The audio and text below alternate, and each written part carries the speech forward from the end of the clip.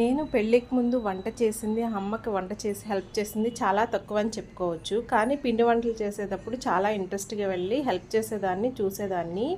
దాంతో నాకు ఇప్పుడు పెళ్ళైన తర్వాత పిండి వంటలంటే చాలా ఈజీగా చేయగలుగుతున్నాను.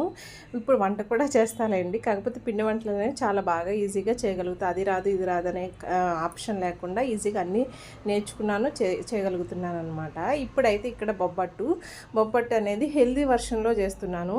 ఏంటంటే గోధుమ పిండి తీసుకున్నాను. లోపలైతే పోపుకి పచ్చెనగపప్పు బెల్లంతో చేశాను. ఇదే ఫస్ట్ టైం అనమాట గోధుమ పిండితో చేయడం. మైదా పిండితో చేసిన దానికంటే గోధుమ పిండితో చేసిన బొబ్బట్టే టేస్ట్ అనిపించింది నాకు, మా వారికి. పిల్లలు కూడా ఇష్టంగా తిన్నారు.